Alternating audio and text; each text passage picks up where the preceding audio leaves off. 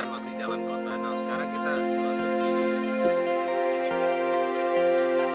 Aka ngabu, ngabu ngabu aka tehingge, ngabu haju.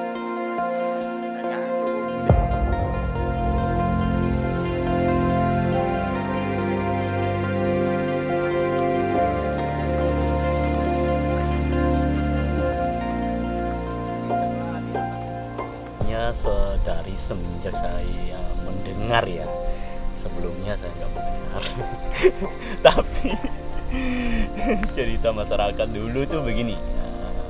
Spesies ini nih salah satu spesies yang sangat bersahabat di sekitar kampung. Kenapa orang-orang kampung bilang bersahabat gitu ya, karena memang mereka ini tidak saja memburu ayam. Jadi dipercaya oleh masyarakat dahulu itu elang Flores atau yang biasa disebut Banggam Baru atau kakek yang biasa disebut oleh orang lokal di sini itu, mereka sering memangsa tikus karena memang hama tikus di pertanian mereka itu sangat tinggi.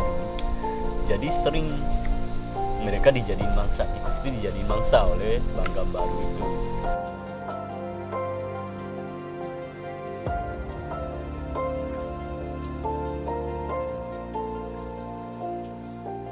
Pertama memang sejak 2023 kita sudah melakukan kajian taksonomi sebenarnya. Kita ada split antara Spizaetus limnaetus dengan Spizaetus nipalensis. Tapi ini sangat rawan karena ini lahan akan dibabat nanti di masyarakat. Karena ini lahan masyarakat memang ini. Posisi kita sekarang ini berada di sarang, jarak dari tempat duduk kita ini dengan sarang ini sekitar 15 meteran.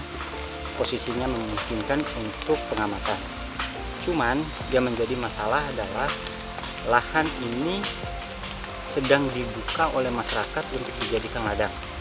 Kemungkinan paling besar sarang ini akan dipindah untuk tahun depan. Nah, waktu itu di masyarakat ada temuan satu, karena si elang itu memang pernah ditangkap oleh masyarakat karena sering mengganggu ayam. Nah, waktu itu kebetulan kita dapat satu bulu, itu di bulu ekor, dan kita cek hasilnya itu oleh tim kita di Norwegia untuk cek DNA. Ternyata jenis ini di-split berbeda dengan jenis yang lain, dengan jenis Spizaetus ciratus limnaetus waktu itu, dan dipastikan dengan taksonomi itu ini merupakan jenis spesies terpisah. Jadi disitulah distatuskan bahwa ini menjadi elang Flores, jadi elang yang terpisah dari jenis Spizaetus ciratus limnaetus. Nah, disitulah mulai dipastikan bahwa ini adalah split subspesies dari elang Flores dan merupakan salah satu spesies endemik Nusa Tenggara.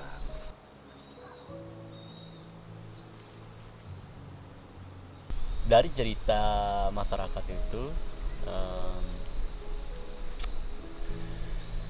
berarti kita bisa simpulkan gitu bahwa spesies ini memang bukan spesies baru yang dibilang langka oleh orang di desa saya. Hampir setiap hari mereka akan menemukan burung elang ini gitu.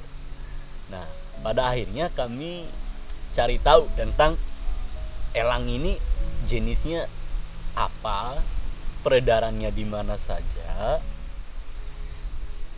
dan akhirnya ya benar kami tahu bahwa peredaran jenis ini cuma ada di Nusa Tenggara Barat dan khususnya di daerah kita ini gitu, atau termasuk Kawa gitu.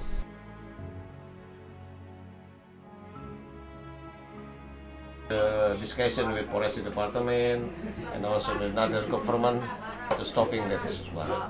But we must to know what to do after that. Yeah, working together. What the program from the government? If any strategic plan, we can also the strategic plan we can planning that program. If not, we can make also first the strategic plan, and also we have together with the stakeholder in the Indonesia between company, private sector, or other. Okay, my name's Kara. I'm from the US. I'm a raptor biologist. I've worked on projects with Hawkwatch, conserving golden eagles in Utah, and also I work with the Peregrine Fund now up in Alaska, conserving gyrfalcons. And I also travel a lot in my spare time. So I found myself in Southeast Asia this winter, and I reached out to USEP to see if he had any fieldwork and research going on after I read a few of his articles about the Flores hawk eagle. And he got back to me, and he was really excited to have me out in the field. So we came down and met up with him, and I got to learn from him and his team all about kind of what they're doing to conserve the Flores hawk eagle. They've done a ton of research since 2003 for 20 years, really just learning all about the ecology of the eagle. No one had ever really studied it before. It's a really sensitive species, so it was hard for them to find nests, and there's so few pairs that they really had to work hard to find pairs to But the study. male is very open and very short the tails. Oh, okay. So the male is more open. Yeah. Okay. Wow. Dari cerita orang dahulu sampai sekarang memang di daerah desa Kaawah sendiri sebenarnya untuk satwa langka ini nggak merasa terganggu ya dengan aktivitasnya satwa ini sama masyarakat, nggak diganggu sama masyarakat gitu. Cuman lebih ke khawatirnya sekarang itu karena pembukaan lahan dan lain-lain, itu yang kami khawatirin sehingga satwa ini pindah tempat atau hilang dari tempat kami gitu. Itu yang kami takut. Ya, sebenarnya ancaman yang paling utama adalah degradasi lahan, yaitu pembukaan habitat, pembukaan lahan di daerah-daerah teritorinya Elang Flores, dan itu akan mengancam. Walaupun secara umum bahwa Elang Flores ini memang lebih menyukai tempat-tempat yang memang ancaman habitatnya cukup tinggi. Kenapa? Karena mereka akan memudahkan untuk mendapatkan makanan atau mencari makanan. Namun ini menjadi hal yang krusial juga ketika habitat itu terancam semua, ya mungkin juga nanti si pohonnya juga akan terancam, sehingga populasinya juga akan berkurang kembali gitu ya, dan dia akan pindah kembali ke tempat-tempat yang memang hutannya masih tersisa sedikit kan. Keadaan posisi sarang ini sangat-sangat terancam sekali gitu. Mungkin sarang ini akan jadi cuma satu kali ini nanti, mudah-mudahan tidak sih. Mudah-mudahan setelah Keadaan sekitarnya lahan yang ini, lahan masyarakat ini yang harus dibabat memang. Cuman ada pohon ini mereka nggak tebang, jadi dia sarang ini baru ini sudah. Coba dari dulu pas pembabatan ini, pas orang-orang lagi babat, mungkin apa ya, nggak akan sarang lagi di sini gitu. Ini baru sedikit juga sarang ini. Lokasinya ini sangat bahaya juga sih buat elang ini.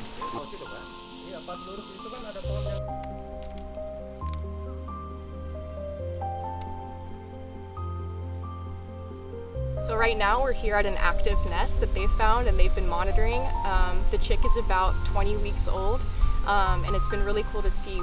We watched it all day yesterday, and we've been able to see the adults defending the nest, and the chick looks really healthy. So yeah, we're able to collect data, and I'm learning a lot from Yusuf and his team about kind of what they're doing. A really interesting part I noticed about coming to the nest here is that we had to drive up from Bima, kind of a big city, up through a local village, and then our entire hike to the nest was through cornfields. So during our hike we could really see how the habitat was kind of disappearing from the landscape, and there's a ton of just cultivation in the area, which makes it really hard for the hawk eagle to find habitat to nest in, forage in, to find food, and yeah, so you can really see firsthand the problems that are affecting the eagle right now.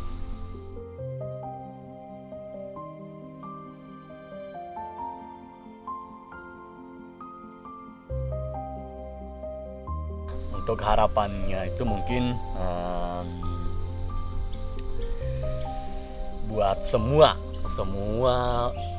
penggiat alam, penggiat satwa, masyarakat Bima pada khususnya, harapannya kami itu adalah untuk menjaga elang ini supaya, karena walaupun gini, masalahnya gini, elang ini bersarangnya di Kaowa, tapi penyebarannya itu, tempat mainnya itu di Wawo, bahkan di Kota Bima gitu.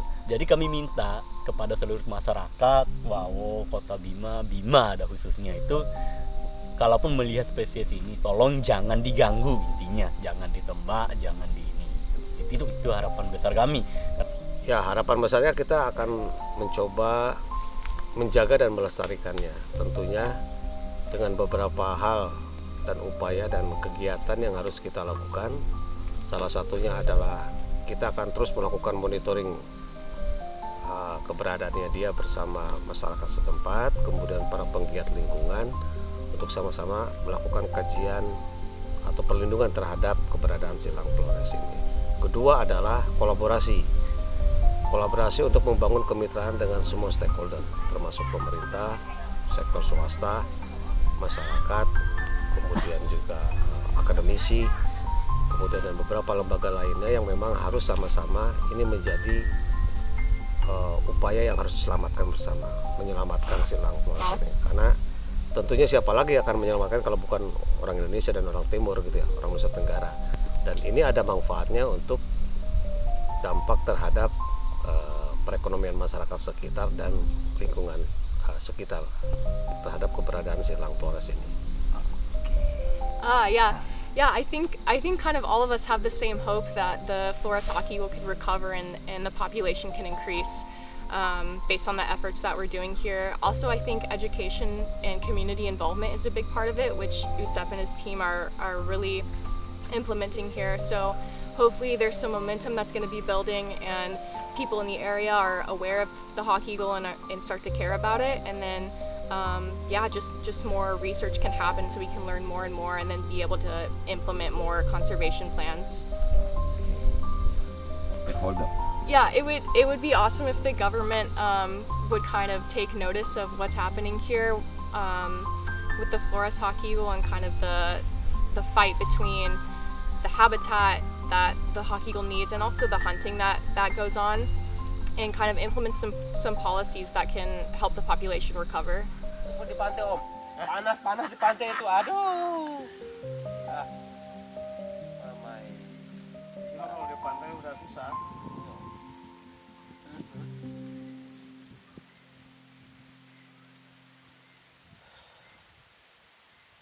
Tempat berteduh susah.